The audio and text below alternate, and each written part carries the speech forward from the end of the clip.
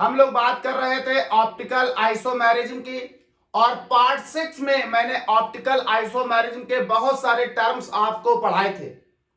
Part 6 हमने जहां पर खत्म किया था उसी के आगे हम लोग पार्ट 7 में कंटिन्यू कर रहे हैं और आज पार्ट 7 में हम लोग तीन बहुत ही इंपॉर्टेंट टॉपिक डील करने वाले हैं, जिसमें से पहला है कायरलिटी, दूसरा है एनांसियोमर्स और तीसरा है डायस्टीरियोमर्स। बेटा कायरलिटी, एनांसियोमर्स और डायस्टीरियोमर्स से बहुत ज्यादा क्वेश्चन आपको एग्जाम में मिलते हैं और तीनों बड़ा कंफ्यूजिंग टॉपिक भी हैं। तो हम लोग पार्ट 6 में कुछ पढ़ चुके हैं। पार्ट 6 में जहां पर खत्म हुआ था क्लास, वहीं से हम पार्ट 7 को कंटिन्यू करते हैं। तो हम लोग पहला टॉपिक यहां पार्ट 7 में आज डालते हैं, कायरलिटी। कायरलिटी देखिए, कायरलिटी को समझने के लिए आप दो बातों पर गौर करिएगा। आप सभी के घर में मिरर है और जब आप अपने आप को मिरर में देखते हैं तो आपको लगता है क्या वाह कितना बेहतरीन आदमी है? लेकिन एक बात समझिएगा, जब आप मिरर में खुद को देखते हैं तो मिरर में आपकी इमेज जो है वो हमेशा उल्टी बनती है, पर यह बात आप ऑब्जर्व नहीं कर पाते। इसको बेहतर समझने के लिए आप एक काम करिएगा, मिरर में कुछ लेटर्स देखिएगा। जैसे मान लीजिए मिरर में आप एक लेटर देखिए ए, तो जब आप मिरर में एक लेटर ए देखेंगे, ये मैं मिरर बना लेता हूं ऐसे, ये हो गई। तो जब आप मिरर में एक लेटर ए देखेंगे तो आपको उल्टा पता नहीं चलेगा, कारण है उसका भी मैं समझाऊंगा। ए आपको ए ही दिखेगा, लेकिन वहीं अगर मिरर में आप कोई ऐसा लेटर देखें जैसे पी, ई, वाई, इस तरह का कोई लेटर देखेंगे तो जैसे ही आप मिरर में पी, ई, वाई, बी, सी इस तरह के कोई लेटर देखेंगे तो ये आपको लेटर मिरर में उल्टा दिखाई पड़ेंगे। ऐसा नहीं है कि ये लेटर मिरर में उल्टा नहीं दिखाई पड़ा, ऐसा नहीं है कि आप मिरर में उल्टा नहीं दिखाई पड़ रहे, मिरर हमेशा हमको उल्टा ही दिखाता है। लेकिन कुछ लेटर्स, कुछ ऑब्जेक्ट सिमेट्रिकल होने के कारण वो हमें मिरर में उल्टे प्रतीत नहीं होते, लेकिन कुछ ऑब्जेक्ट अनसिमेट्रिकल होने के कारण हमें वो मिरर में उल्टे प्रतीत होते हैं। लेकिन आप याद रखिएगा, मिरर हमेशा आपको उल्टा ही दिखाता है। तो हुआ क्या, इन दोनों केस में आप देखिएगा, ये मेरा बीच में मिरर लगा हुआ है। अब यहां एक बहुत ही इंपॉर्टेंट चीज मैं आपको समझाना चाह रहा हूं, कायरलिटी। ये मेरा मिरर लगा है, देखिए अगर ये हमारी हो गई रियल इमेज और ये दिख रही है मिरर में मिरर इमेज, ये हो गई मेरी रियल इमेज और ये दिख रही मिरर में मिरर इमेज। एक बात समझिएगा, अगर आप मिरर इमेज को उठाएं और रियल इमेज पर रख दें, मिरर इमेज को उठाएं और रियल इमेज पर रख दें, अगर मिरर इमेज और रियल इमेज दोनों एक दूसरे को पूरी तौर से कवर करती हूं, जैसे mirror image A, real image A, इसी के ऊपर रख के देखिए, ए पूरी तौर से कवर कर देगी। तो जब रियल इमेज मिरर इमेज को पूरी तौर से कवर कर दे, इसका मतलब होगा कि ये मिरर इमेज, रियल इमेज एक दूसरे के सुपर इम्पॉसिबल हैं। ध्यान सुनते रहिएगा, अभी बहुत बड़ी बड़ी बातें आएंगी। लिख लेता हूं, सुपर इम्पॉसिबल। बेटा जब कभी भी मिरर इमेज उठाएं और रियल इमेज पर रखें, अगर मिरर इमेज रियल इमेज को पूरी तौर से फुल्ली कवर कर दे तो हम कहेंगे कि मिरर इमेज रियल इमेज के सुपर इम्पॉसिबल है, या कह लीजिए रियल इमेज अपनी मिरर इमेज के सुपर इम्पॉसिबल है, पूरी तौर से ढकती है। लेकिन अगर रियल इमेज और मिरर इमेज एक दूसरे को पूरी तौर से कवर ना करें, सपोज अगर हम इस पी के ऊपर ये पी रखेंगे तो ये पूरी तौर से कवर नहीं करेगा। तो अगर रियल इमेज मिरर इमेज को पूरी तौर से कवर ना करे तो ऐसे केस को हम बोलेंगे non super imposable, non super imposable. बेटा अगर कोई अपने मिरर इमेज के सुपर इम्पॉसिबल है तो उसे हम बोलेंगे सिमेट्रिक।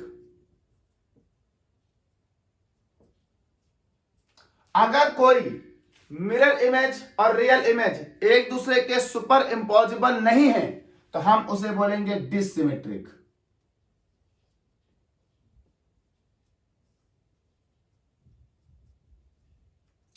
और ध्यान दीजिएगा, जब कोई ऑब्जेक्ट या मॉलिक्यूल, सुनिएगा आप ध्यान से, जब कोई ऑब्जेक्ट या मॉलिक्यूल अपनी मिरर इमेज के सुपर इंपॉसिबल होता है, मतलब पूरी तौर से कवर करता है, तो हम उसे बोलते हैं सुपर इंपॉसिबल या सिमेट्रिक। अगर रियल इमेज मिरर इमेज को पूरी तौर से कवर नहीं करती तो हम कहते हैं नॉन सुपर इंपॉसिबल या डिसिमेट्रिक। और अगर कोई मॉलिक्यूल या ऑब्जेक्ट डिसिमेट्रिक है, नॉन सुपर इंपॉसिबल है, तो इसी के लिए हम एक वर्ड इस्तेमाल करते हैं कायरल। इसे हम बोलेंगे कायरल मॉलिक्यूल्स। अगर हमारे पास ऐसा केस है कि रियल इमेज मिरर इमेज को पूरी तौर से ढक रही है, तो इसे हम बोलेंगे अकायरल, अकायरल ऑब्जेक्ट या अकायरल मॉलिक्यूल्स।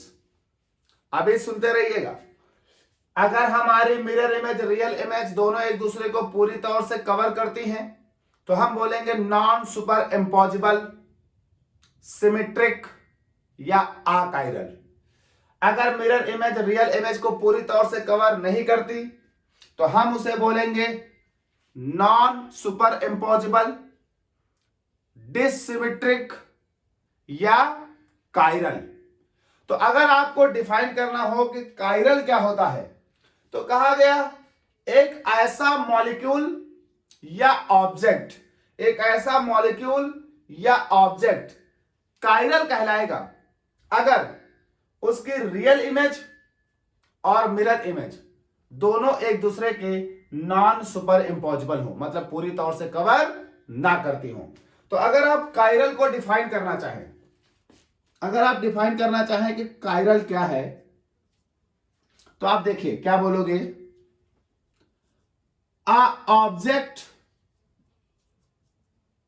ऑब्जेक्ट और molecule is said to be chiral. कहा गया एक मॉलिक्यूल या ऑब्जेक्ट तब कायरल कहलाएगा कब, जब कहा गया said to be chiral if it is non superimposable mirror image, non superimposable on its mirror image, on its mirror image. बेटा अब ऑब्जेक्ट और molecule is said to be chiral if it is non super impossible on its mirror image।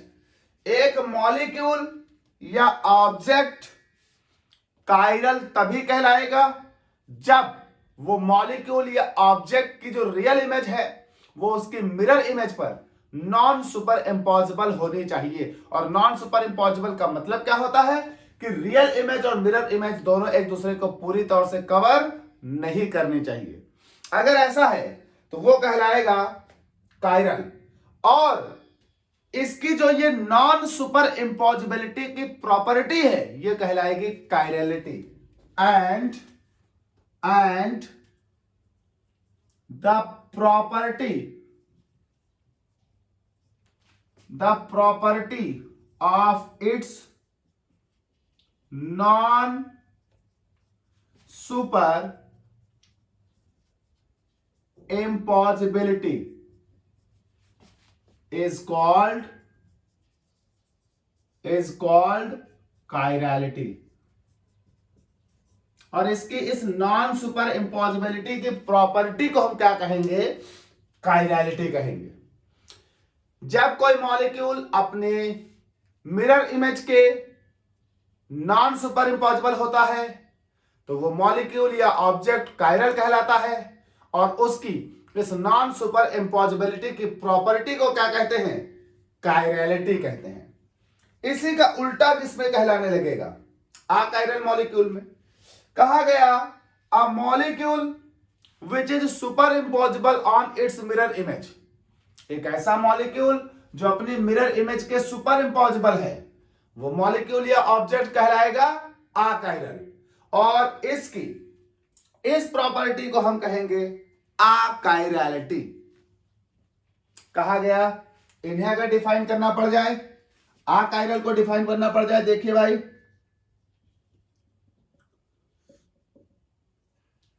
Achiral को तो क्या बोलोगे, object या molecule is said to be achiral if it is superimposable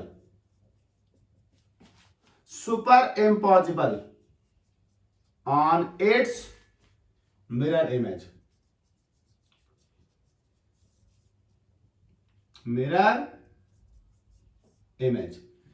एक molecule achiral कहलाएगा अगर वो अपनी मिरर इमेज के सुपर इम्पॉसिबल होगा।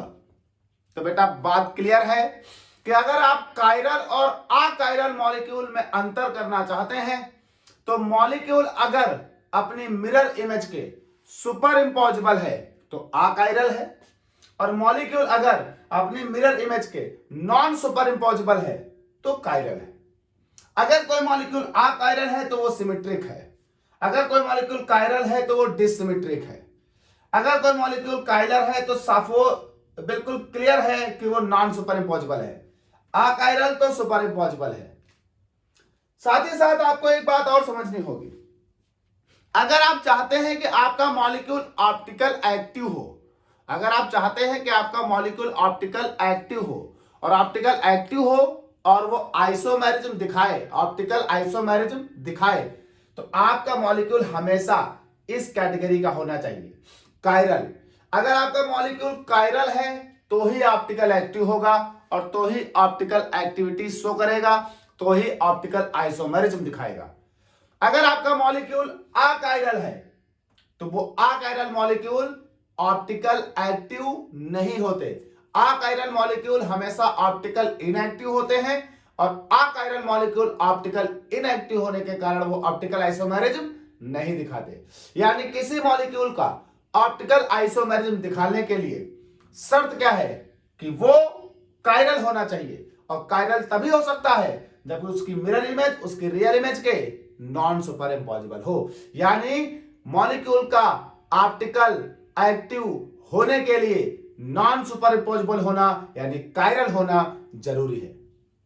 चलिए अब अगर यही बात हम मॉलिक्यूल्स में देखें, यही बात अगर हम मॉलिक्यूल्स में देखें तो मॉलिक्यूल्स में हम कैसे पता करेंगे कि कौन सा मॉलिक्यूल कायरल है और कौन सा मॉलिक्यूल अकायरल है। तो यहीं पर कायरलिटी में एक वर्ड बढ़ा देता हूं और हेडिंग डालते हैं मॉलिक्यूलर कायरलिटी। इसे रफ करते हैं, बात करते हैं मॉलिक्यूलर कायरलिटी क्या होती है। तो बेटा मैंने आपको समझाया कि कायरलिटी क्या होती है, नॉन सुपर इम्पॉसिबल और सुपर इम्पॉसिबल क्या होता है। एक स्टेप आगे बढ़कर हम लोग अब बात करते हैं कायरलिटी से, एक स्टेप आगे बढ़कर हम लोग अब बात करते हैं मॉलिक्यूलर कायरलिटी। देखिए मॉलिक्यूलर कायरलिटी कहा गया मॉलिक्यूल्स में जो कार्बन्स हैं, आप सभी को मालूम है वो कार्बन 4 बॉन्ड बनाते हैं क्योंकि कार्बन टेट्रावैलेंट होते हैं। अगर किसी टेट्रावैलेंट कार्बन को देखा जाए तो वो टेट्रावैलेंट कार्बन 4 बॉन्ड से किसी दूसरे एटम या ग्रुप से जुड़ा है। किसी भी मॉलिक्यूल में हम उन कार्बन्स को ऑब्जर्व करेंगे और ये देखेंगे कि मॉलिक्यूल में कोई ऐसा कार्बन है जो कार्बन अपने साथ अटैच चारों एटम या ग्रुप्स को डिफरेंट रखता हो। मतलब कोई ऐसा कार्बन जिस पर अटैच चारों आइटम या ग्रुप डिफरेंट हो। अगर कोई ऐसा कार्बन है मॉलिक्यूल में तो वो कार्बन कहलाएगा कायरल कार्बन। ऐसा कार्बन रखने वाला मॉलिक्यूल कहलाएगा कायरल मॉलिक्यूल। और कायरल मॉलिक्यूल की ये प्रॉपर्टी कहलाएगी मॉलिक्यूलर कायरलिटी। तो बेटा मॉलिक्यूलर कायरलिटी का मेन इंपॉर्टेंट टर्म्स यहां पर है कायरल कार्बन। हम कायरल कार्बन को ऑब्जर्व करेंगे। डिफाइन करें तो क्या बोलोगे आप कायरल कार्बन के बारे में? आप कहोगे एक ऐसा कार्बन जिस कार्बन पर अटैच चारों एटम या ग्रुप क्या हो, डिसिमिलर हो, वो कार्बन कहलाएगा कायरल कार्बन। देखिए जरा, कहा गया a carbon atom, a carbon atom in which all the four attached atoms or groups are different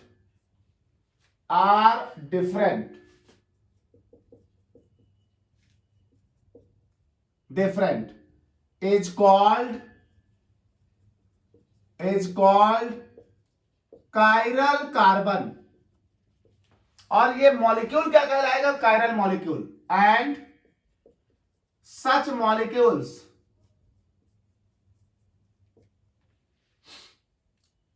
which have chiral carbon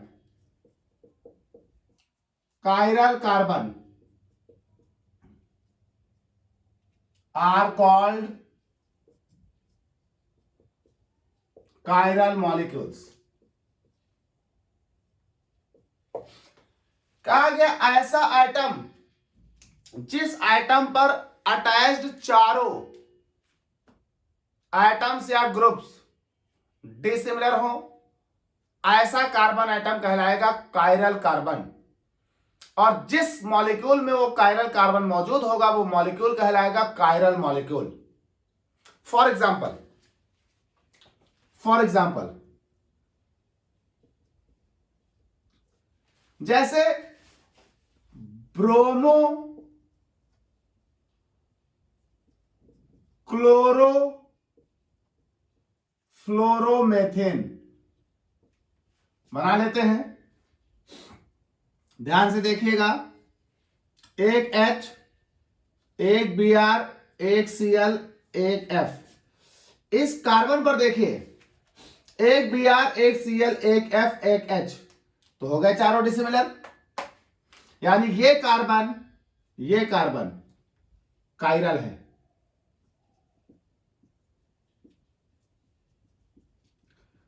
और अगर एक कार्बन कायरल है तो ये मॉलिक्यूल भी कैसा हो गया? Chiral molecule. ऐसे ही दूसरा एग्जांपल जरा देखते हैं। लैक्टिक एसिड, ये हो गया CH3 OH H और ये हो गया COOH। जरा गौर करिए, इस कार्बन पर अटैच हुए चारों आइटम्स या ग्रुप डिसिमिलर हैं, तो ये कार्बन कैसा हो गया? ये हो गया कायरल कार्बन। और ये कायरल कार्बन हुआ तो ये मॉलिक्यूल कैसा हो गया? Chiral molecule. इसका मतलब ये भी कायरल, ये मॉलिक्यूल भी कायरल, ये मॉलिक्यूल भी कायरल।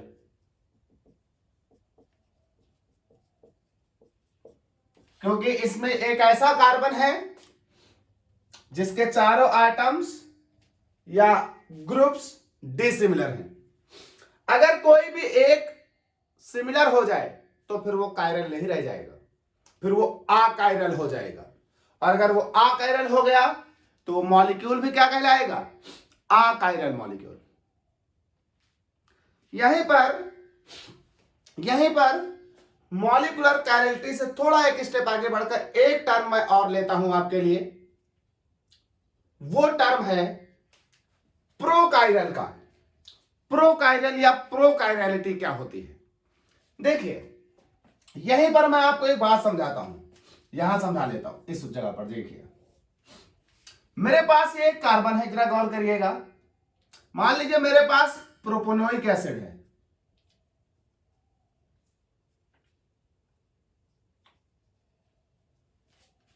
इस कार्बन को समझिएगा। इस कार्बन पर CH3 COOH H 3 डिसिमिलर है, लेकिन चौथा जो है वो H के जैसा है। तो ये कार्बन जो है, ये कार्बन कहलाएगा प्रोकायरल।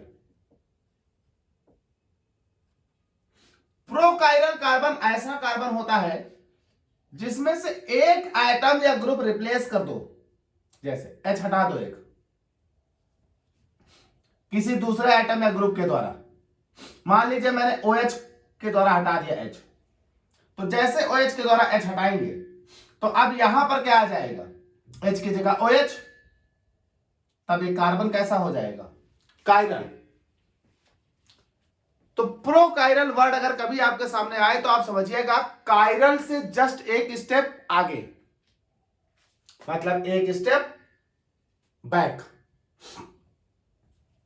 दिस कोई दो एटम्स सिमिलर हैं, अगर उन सिमिलर में से किसी एक एटम को रिप्लेस कर दे किसी दूसरे एटम से, तो हमारा वो बंदा कायरल हो जाएगा। तो अगर देखा जाए तो इस रिप्लेसमेंट के बाद जरा देखिए, मान लीजिए बन जाता है CH3 सिंगल बॉन्ड C, ये हो जाता है OH, ये हो जाता है H और ये हो जाता है COOH। तो जरा गौर करिए, अब ये कार्बन कैसा हो गया, कायरल।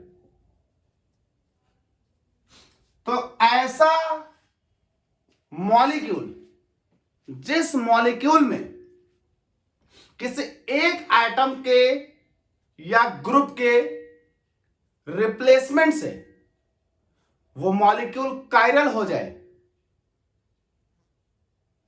उस मॉलिक्यूल को हम कहते हैं प्रोकायरल मॉलिक्यूल, और ऐसे कार्बन को हम कहते हैं प्रोकायरल कार्बन। समझिएगा इस बात। तो ये मेरे पास हो जाती है मॉलिक्यूलर कायरलिटी। अगर कोई मॉलिक्यूल्स कायरल है तो ऑप्टिकल एक्टिव होगा, अगर कोई मॉलिक्यूल कायरल नहीं है तो वो ऑप्टिकल इनएक्टिव होगा। चलिए भाई, तो ये हो गई मेरे पास chirality, molecular chirality and so on. बात करते हैं अब अगले टर्म की, इनैंशियोमर्स क्या होती है, इनैंशियोमर्स क्या होते हैं। तो रफ करते हैं, बात करते हैं इनैंशियोमर्स एंड इनैंशियोमर्स। तो आप लोगों ने बात कर ली कायरलिटी की, मॉलिक्यूलर कायरलिटी की, आप लोग समझ गए super impossible term, non super impossible term. हम लोग अब बात करते हैं इनैंशियोमर्स की। कहा गया कि अगर कोई कंपाउंड ऑप्टिकल एक्टिव है तो उसके ऑप्टिकल आइसोमर बनेंगे। अगर हम उन ऑप्टिकल आइसोमर्स को आपस में कंपेयर करें तो ऐसे ऑप्टिकल आइसोमर जो एक दूसरे की मिरर इमेज हो, लेकिन non superimposable mirror image, ऐसे ऑप्टिकल आइसोमर जो एक दूसरे के non superimposable mirror image हों, उन्हीं ऑप्टिकल आइसोमर्स को हम टर्म देंगे इनैंशियोमर्स, और फिनोमिना कहलाएगी इनैंशियोमरिज्म। फॉर एग्जांपल, मान लीजिए मेरे पास लैक्टिक एसिड है,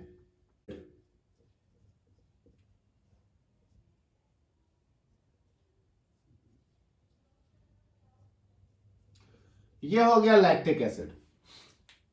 अब अगर इसकी मिरर इमेज देखें तो मिरर इमेज क्या होगी, बना लेते हैं।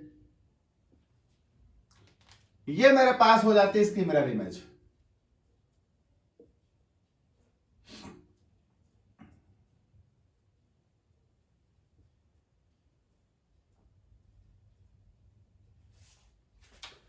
तो ये मान लो मेरे पास लैक्टिक एसिड का पहला फॉर्म, ये मेरे पास लैक्टिक एसिड का दूसरा form.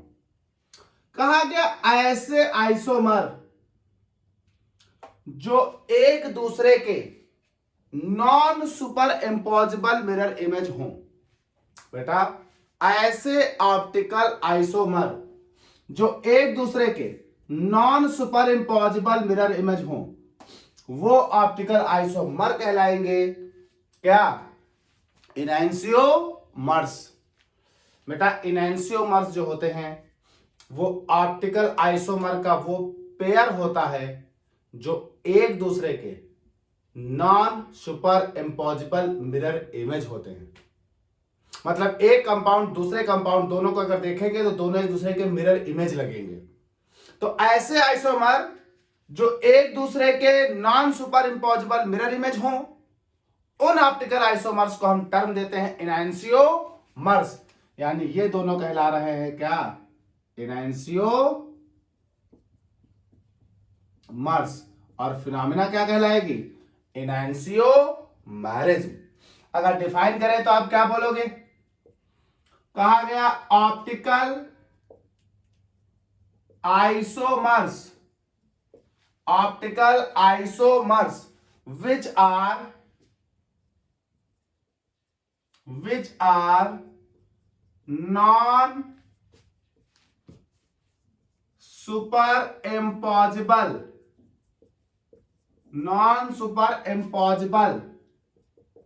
mirror image of each other. Non superimposable mirror image of each other are called enantiomers. Enantiomers. And the phenomena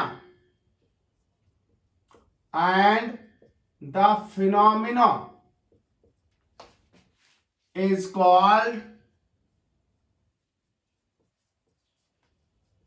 इनैंसियोमैरिज्म। ऐसे ऑप्टिकल आइसोमर, ये देखिए ऐसे ऑप्टिकल आइसोमर जो एक दूसरे की non super imposable mirror image हो, ऐसे ऑप्टिकल आइसोमर जो एक दूसरे के non super imposable mirror image हो, उन ऑप्टिकल आइसोमर्स को हम कहेंगे इनैंसियोमर्स। और इस फिनोमिना को हम कहेंगे इनैंसियोमैरिज्म। एक बात याद रखनी होगी, चूंकि इनैंसियोमर्स में जो दोनों आइसोमर होते हैं वो एक दूसरे की non super imposable mirror image होते हैं, और आपको मालूम है कि ऑप्टिकल आइसोमर का एक पेयर जो होता है, उस पेयर में एक मॉलिक्यूल लाइट को क्लॉकवाइज घुमाता है, एक मॉलिक्यूल लाइट को एंटी क्लॉकवाइज घुमाता है। इसका मतलब जो इनैंसियोमर का ये पेयर है, इन दोनों में से एक लाइट को क्लॉकवाइज घुमाएगा, एक लाइट को एंटी क्लॉकवाइज। यानी इन दोनों में से एक डेक्स्ट्रो रोटेटरी होगा, एक लियो रोटेटरी होता। यानी इनैंसियोमर्स में एक होगा डेक्स्ट्रो रोटेटरी और एक होगा हमेशा लियो रोटेटरी। यानी जो पेयर है उसमें एक डेक्स्ट्रो रोटेटरी और एक लियो रोटेटरी जरूर होगा। देख लेते हैं भाई, कहा गया enantiomers which can rotate the plane of polarized light,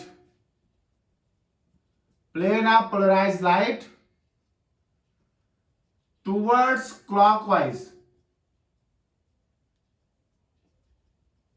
direction,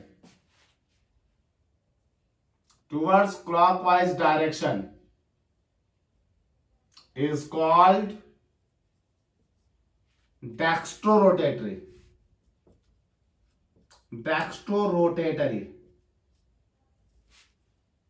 that is D form, या आप कह लीजिए प्लस फॉर्म। वैसे ही similarly enantiomers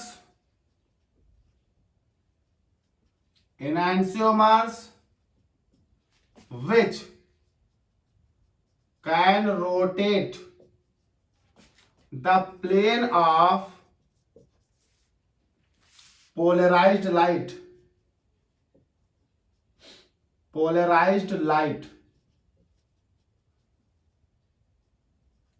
towards anti-clockwise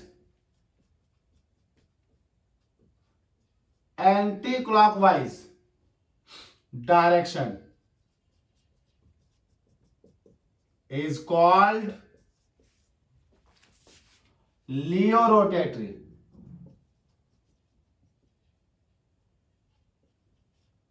That is L form, या कह लीजिए निगेटिव फॉर्म। इसका मतलब जो इनैंसियोमर का पेयर है, उस इनैंसियोमर के पेयर में हमेशा याद रखिएगा, उस पेयर में एक डेक्स्ट्रोरोटेटरी होगा, एक लियोरोटेटरी होगा। फिर से समझा देता हूं, इनैंसियोमर्स क्या होते हैं, कहा गया ऐसा ऑप्टिकल आइसोमर का पेयर जो एक दूसरे का मिरर इमेज हो, ऐसे ऑप्टिकल आइसोमर्स जो एक दूसरे के मिरर इमेज हो, वो ऑप्टिकल आइसोमर्स कहलाएंगे इनैंसियोमर्स। फिनोमिना कहलाएगी इनैंसियोमेरिज्म। और बेटा, जब कोई इनैंसियोमर का पेयर होता है तो उस पेयर में एक लाइट को क्लॉकवाइज घुमाता है और दूसरा लाइट को एंटी क्लॉकवाइज घुमाता है, इसलिए उनमें से एक डेक्स्ट्रोरोटेटरी होगा, एक लियोरोटेटरी होगा। देख कर नहीं बताया जा सकता, एक्सपेरिमेंटली फाइंड आउट करना होगा कौन डेक्स्ट्रोरोटेटरी है और कौन लियोरोटेटरी है। बेटा, इनैंसियोमेरिज्म की कुछ कंडीशंस होती हैं, अगर मॉलिक्यूल्स उन कंडीशंस को सेटिस्फाई करेंगे तो ही मॉलिक्यूल्स इनैंसियोमेरिज्म दिखा सकते हैं। तो व्हाइट बोर्ड रफ करते हैं और बात करते हैं कंडीशंस ऑफ इनैंसियोमेरिज्म। तो बेटा बात करते हैं कंडीशंस ऑफ इनैंसियोमेरिज्म। देखिए, इनैंसियोमेरिज्म शो करने का बस एक ही कंडीशन है, इनैंसियोमेरिज्म के शो करने का बस एक ही कंडीशन है। अगर मॉलिक्यूल उस कंडीशन का पालन करता है तो वो इनैंसियोमेरिज्म दिखाएगा। और कंडीशन क्या है कि molecule should be chiral and it's mirror image is non super imposable on the real image. Molecule देखिए कायरल है, चार अलग लोग, और इसकी मिरर इमेज इसकी रियल इमेज के नॉन सुपर इम्पोजिबल है। तो कंडीशन क्या है, molecule should be chiral and it is non-super impossible on its mirror image।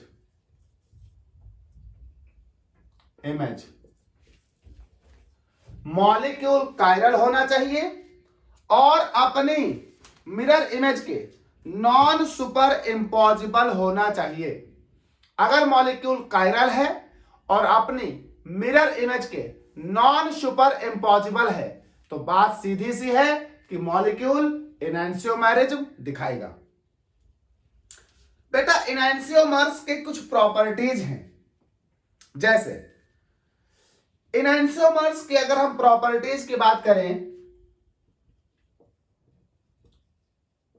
ध्यान से देखिएगा, प्रॉपर्टीज ऑफ एनैंसियोमर्स। देखिए, सबसे पहली प्रॉपर्टी, कि जो इनैंसियोमर्स होते हैं उनकी फिजिकल प्रॉपर्टी जैसे boiling point, melting point etcetera identical होती हैं, एक समान होती हैं। तो लिख लेते हैं पहला point, they have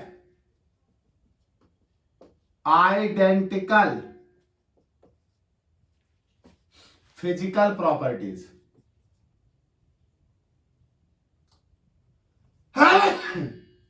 properties, they have identical physical property. Physical property में like melting point, boiling point, solubility, density etcetera.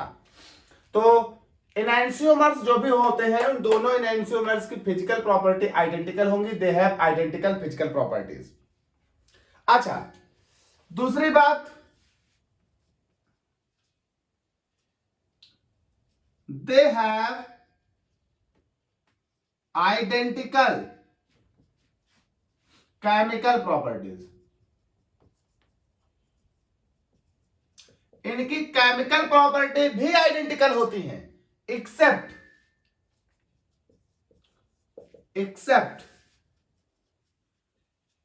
Optically active reagents. अगर रिएजेंट ऑप्टिकल एक्टिव नहीं है तो इनकी सिमिलर यानी आइडेंटिकल केमिकल प्रॉपर्टी होंगी। यानी जो केमिकल प्रॉपर्टी डेक्स्ट्रोफॉर्म देगा वही केमिकल प्रॉपर्टी लियोफॉर्म भी देगा, बशर्ते रिएजेंट अगर ऑप्टिकल एक्टिव नहीं है तो। अगर रिएजेंट ऑप्टिकल एक्टिव है तो प्रॉपर्टी अलग होंगी। तो कहा गया प्रॉपर्टीज ऑफ इनैंसियोमर्स की अगर हम बात करें तो they have identical physical properties like melting point, boiling point etcetera. They have identical chemical properties except optically active reagent. और तीसरी, इनैंसियोमर्स की बायोलॉजिकल प्रॉपर्टी अलग होंगी। Enantiomers have different biological properties. इनकी बायोलॉजिकल प्रॉपर्टीज अलग होंगी। एक डेक्स्ट्रोरोटेटरी है, एक लियो रोटेटरी है, तो बायोलॉजिकली इनका अलग अलग काम होगा। तो ध्यान रखिएगा, एनांसियोमेरिज्म को दिखाने के लिए किसी मॉलिक्यूल की बस एक ही शर्त है कि मॉलिक्यूल कायरल हो और अपने मिरर इमेज का नॉन सुपर इंपोजिबल हो। प्रॉपर्टीज ऑफ एनांसियोमेरिज्म में तीन बातें हैं, बहुत इंपॉर्टेंट है कि जो एनांसियोमर्स होते हैं उनकी फिजिकल प्रॉपर्टी आइडेंटिकल होती हैं, उनकी केमिकल प्रॉपर्टी भी आइडेंटिकल होती है एक्सेप्ट ऑप्टिकल एक्टिव रिएजेंट। एनांसियोमर्स की बायोलॉजिकल प्रॉपर्टी बेटा डिफरेंट होती है। यह आपका होता है एनांसियोमर्स, एनांसियोमेरिज्म। अगला टॉपिक हम लोग बात करते हैं डाइस्टीरियोमर्स। डाइस्टीरियोमर्स, तो रफ करते हैं बोर्ड को, बात करते हैं डाइस्टीरियोमर्स। तो एनांसियोमर्स के बाद बेटा हम लोग अगला टॉपिक बात करते हैं डाइस्टीरियोमर्स। बेटा डाइस्टीरियोमर्स को समझने के लिए मैं एक एग्जांपल लेता हूं, पहले एग्जांपल मैं बना लेता हूं, फिर हम लोग बात करते हैं डाइस्टीरियोमर्स। मान लीजिए मेरे पास ये एक कंपाउंड है COOH,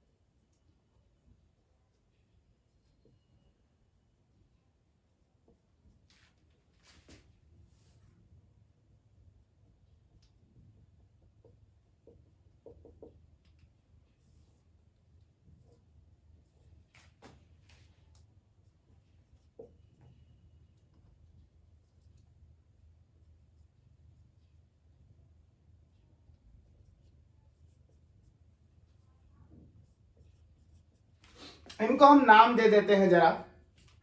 इसको नाम दे दिया कंपाउंड 1, कंपाउंड 2, कंपाउंड 3, कंपाउंड 4। चलिए देखिए, अगर आपको डाइस्टीरोमर्स समझने हैं तो जरा इसको देखें। क्या आप गौर करिए, क्या चारों कंपाउंड एक दूसरे के आइसोमर हैं? बिल्कुल हैं। एक कार्बोक्सिलिक ग्रुप, दो कार्बोक्सिलिक ग्रुप, देखिए सब में दो दो कार्बोक्सिलिक ग्रुप हैं। 2H 2OH, देखिए सब में 2OH और 2H है। सेंट्रल कार्बन 2, सेंट्रल कार्बन 2 सब में है, यानी चारों कंपाउंड एक दूसरे के आइसोमर हैं। लेकिन गौर करिएगा, चारों कंपाउंड एक दूसरे के आइसोमर तो हैं, पर क्या चारों कंपाउंड एक दूसरे की मिरर इमेज हैं? तो जरा गौर करिएगा, यहां एक बात लिख लेते हैं, आइसोमर एंड मिरर इमेज। यहां मैं लिख लेता हूं isomer but not mirror image. चलिए अब समझिए बात को, आप देखिए जरा फटाक से, क्या पहला और दूसरा आइसोमर है? आपको चारों आइसोमर हैं, लेकिन क्या पहला और दूसरा मिरर इमेज है? हाँ, यानी पहला और दूसरा आइसोमर भी है और मिरर इमेज भी है, यानी 1 and 2, यानी ये पेयर आइसोमर भी है, मिरर इमेज भी है। लेकिन अगर हम पहले को तीसरे से कंपेयर करें तो पहला और तीसरा आइसोमर तो हैं पर मिरर इमेज नहीं, हो ही नहीं सकते। 2OH एक तरफ है, इसमें एक OH और एक, मिरर में उल्टा हो जाता है तो दोनों OH उल्टे हो जाने चाहिए, यानी 1 और 3 आइसोमर तो हैं लेकिन मिरर इमेज नहीं है। ऐसे ही 1 को 2 से कंपेयर कर दिया, 1 को 3 से कंपेयर कर दिया, 1 को 4 से करो, 1 और 4 आइसोमर तो हैं पर मिरर इमेज नहीं है, तो 1 and 4 आइसोमर तो हैं पर मिरर इमेज नहीं है। ऐसे ही 2 को कंपेयर करो 1 से, हो चुका है। 2 को कंपेयर करो 3 से, 2 और 3 आइसोमर तो हैं पर मिरर इमेज नहीं है, यानी 2 और 3 आइसोमर तो हैं पर मिरर इमेज नहीं है। ऐसे 2 को कंपेयर करो 4 से, 2 और 4 आइसोमर तो हैं पर मिरर इमेज नहीं है। चलिए 2 का भी हो गया, 3 का कंपेयर करो, 3 का 1 से हो चुका, 3 का 2 से भी हो चुका, तो अब 3 का 4 से, 3 और 4 आइसोमर भी हैं, मिरर इमेज भी हैं, तो यहां लिख दो 3 and 4 आइसोमर भी हैं और मिरर इमेज भी हैं। चलिए 4 का कंपेयर करिए, 4 का ऑलरेडी सबसे हो चुका। तो अगर इस पूरे केस में देखें तो जैसे आपको दिखाई पड़ रहा है कि 1 और 2 आइसोमर भी हैं, मिरर इमेज भी हैं, 3 और 4 आइसोमर भी हैं और मिरर इमेज भी हैं। इसका मतलब ये दोनों हो गए इनैंसियोमर्स। आपको मालूम है इनैंसियोमर्स वो होते हैं जो आइसोमर भी हो और मिरर इमेज भी हो, तो ये भी हो गए इनैंसियोमर्स। दैट मीन्स ये वाला केस ये हो गया इनैंसियोमर्स। लेकिन ये देखिए कुछ और पेयर हैं जो एक दूसरे के आइसोमर तो हैं पर मिरर इमेज नहीं है। बेटा ये लोग कहलाएंगे डाइस्टीरियोमर्स।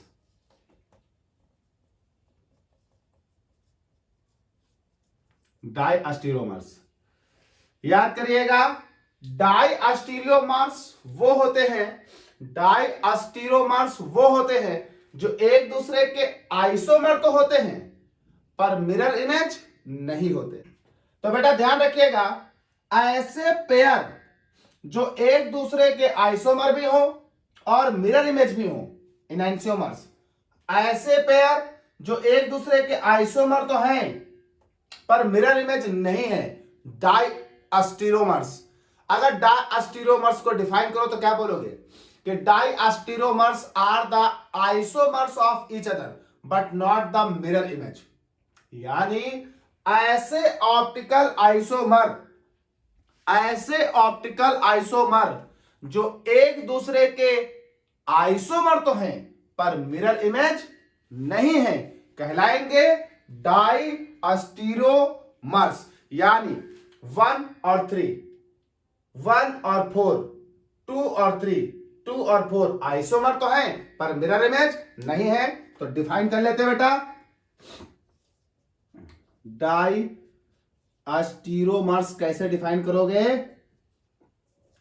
तो हम बोलेंगे optical isomers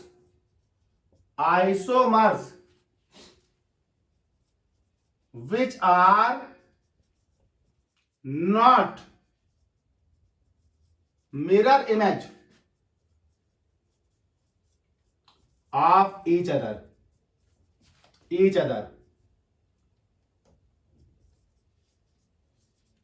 are called diastereomers।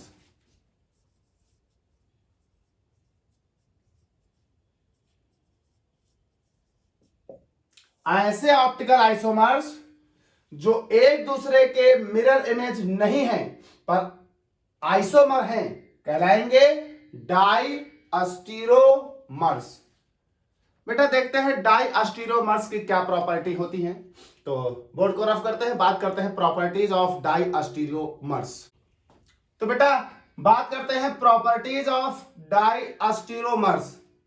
देखिए डाइस्टीरोमर आइसोमर तो हैं पर मिरर इमेज नहीं है। मतलब मॉलिक्यूल एक दूसरे का आइसोमर तो है पर मिरर इमेज नहीं है। मतलब यह हुआ कि फंक्शनल ग्रुप्स जो हैं वो एग्जैक्ट इनवर्स नहीं है। तो यहां पर कुछ बातों का ध्यान देना होगा। पहली property, they have different physical properties. जहां एनांसियोमर्स में फिजिकल प्रॉपर्टी सेम होती थी वही डाइस्टीरियोमर्स में फिजिकल प्रॉपर्टी डिफरेंट होती है, क्योंकि यह मिरर इमेज नहीं है तो कंपाउंड कुछ भी हो सकता है। तो डाइस्टीरियोमर्स हैव डिफरेंट फिजिकल प्रॉपर्टी। दूसरी बात याद रखिएगा, they have similar chemical properties। लेकिन यहां सिमिलर से एक बात याद रखिएगा, बट नॉट आइडेंटिकल। इनकी केमिकल प्रॉपर्टी एक जैसी होंगी पर आइडेंटिकल नहीं होंगी। एक जैसी केमिकल प्रॉपर्टी देंगे, मान लीजिए कोई कंपाउंड है एस रिएक्शन करके एक्स देता है तो भैया ये भी एस रिएक्शन करके एक्स देगा, लेकिन आइडेंटिकल मतलब उतनी ही रेट ऑफ रिएक्शन, उतना ही प्रोडक्शन, उतना ही yield, ऐसा नहीं होगा। तो they have similar chemical properties but not identical. अच्छा, इनकी फिजिकल प्रॉपर्टी और इनकी केमिकल प्रॉपर्टी में डिफरेंस होने के कारण इन्हें सेपरेट करना आसान है। इन्हें आसानी से सेपरेट किया जा सकता है। एनांसियोमर्स को सेपरेट नहीं किया जा सकता आसानी से, क्योंकि वो सेम फिजिकल प्रॉपर्टी और केमिकल प्रॉपर्टी रख रहे हैं। They are easily separated.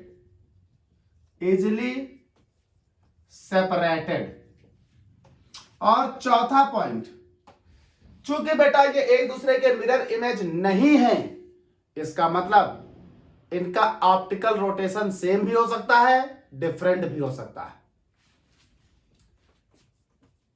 They have same और डिफरेंट ऑप्टिकल रोटेशन। जैसे एनांसियोमर्स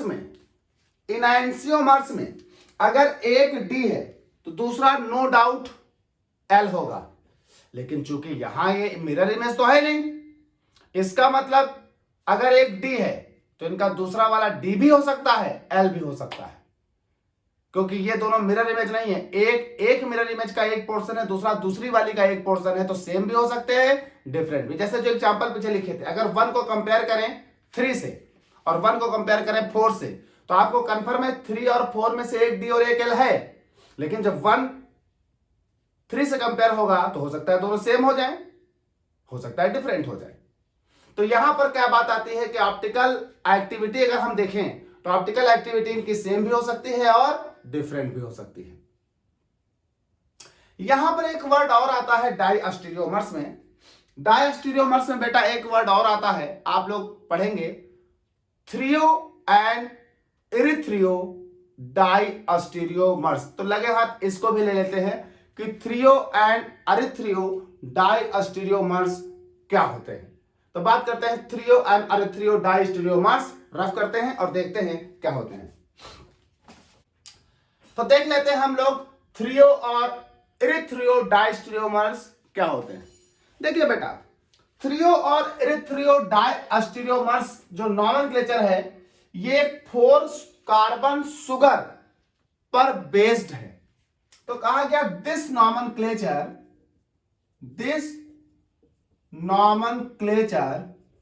इज बेस्ड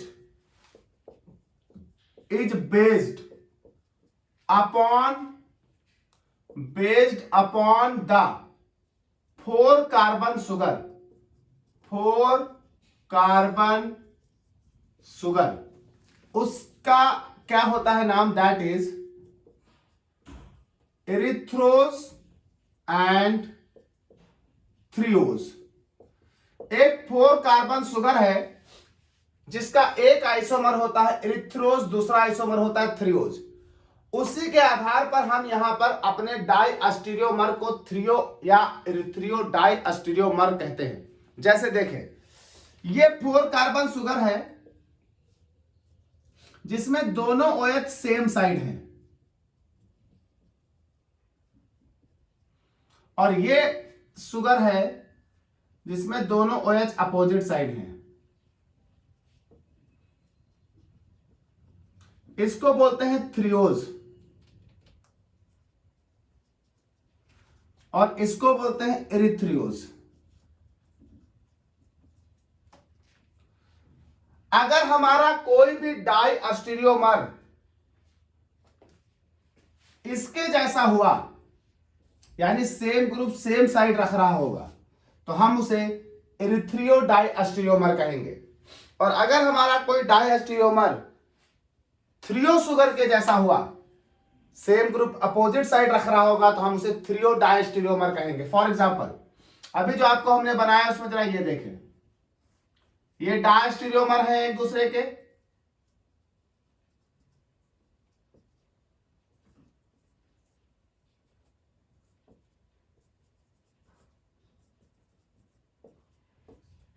ये दोनों एक दूसरे के डायस्टीरियोमर हैं। ये डायस्टीरियोमर इरिथ्रियो के जैसा लग रहा है, सेम ग्रुप सेम साइड, तो ये कहलाएगा इरिथ्रियो डायस्टीरियोमर्स।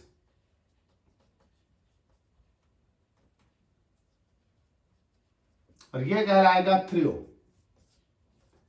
डायस्टीरियोमर्स। तो देखिए भाई, थ्रियो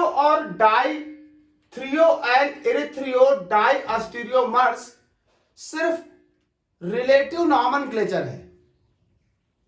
किस बेसिस पर दिया गया है? 4 कार्बन शुगर इरिथ्रियोज और थ्रियोज के बेसिस पर दिया गया है।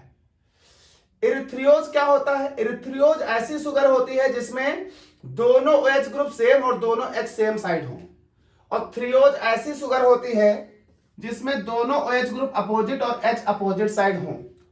अगर हमारा कभी भी कोई डायस्टीरियोमर्स ऐसा हुआ जिस डायस्टीरियोमर के सेम ग्रुप सेम साइड हो, जस्ट लाइक टू इरिथ्रियोज शुगर, तो हम उसे बोलेंगे इरिथ्रियो डायस्टीरियोमर्स।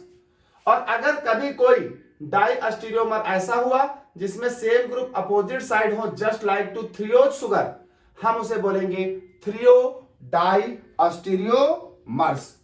तो सिंपल सा फंडा है, कैसे डिफाइन करोगे कहा threo and erythro diastereomers are the relative nomenclatures given to diastereomers. This nomenclature is based upon the 4 carbon sugar, that is threose and erythriose. फिर if any diastereomers is similar as the erythriose sugar, it is called erythriodiastereomers. But in case it is similar with threose sugar, it is called threodiastereomers. तो ये आपके पास होता है डाइस्टेरियोमर्स। बेटा इसके बाद अगला टॉपिक हम लोग बात करेंगे पार्ट 8 में, और पार्ट 8 में मैं आपको कुछ बहुत सारे और इंपॉर्टेंट टॉपिक्स पढ़ाऊंगा, जैसे रेसिमिक मिक्सचर, रेसिमाइजेशन, रिजोल्यूशन। साथ ही साथ हम आपको यह भी पढ़ाएंगे कि ऑप्टिकल आइसोमर और स्टीरियो आइसोमर्स में जितने भी हैं उनको कैलकुलेट करने के लिए नंबर्स। तो बेटा ये आपका होता है डाइस्टेरियोमर्स। पार्ट 7 में यहीं तक रखते हैं, और पार्ट 7 के बाद पार्ट 8 में मैं आपको अगले कुछ इंपॉर्टेंट टॉपिक्स पढ़ाऊंगा, जैसे रेसिमाइजेशन क्या होता है, रेजोल्यूशन क्या होता है, रेसिमिक मिक्सचर क्या होता है। साथ ही साथ एक कॉन्सेप्ट पढ़ाऊंगा जिस कॉन्सेप्ट के आधार पर आप किसी भी कंपाउंड के कितने आइसोमर बनाए जा सकते हैं उसे आप कैलकुलेट कर लेंगे। तो नेक्स्ट बात करेंगे पार्ट 8 में।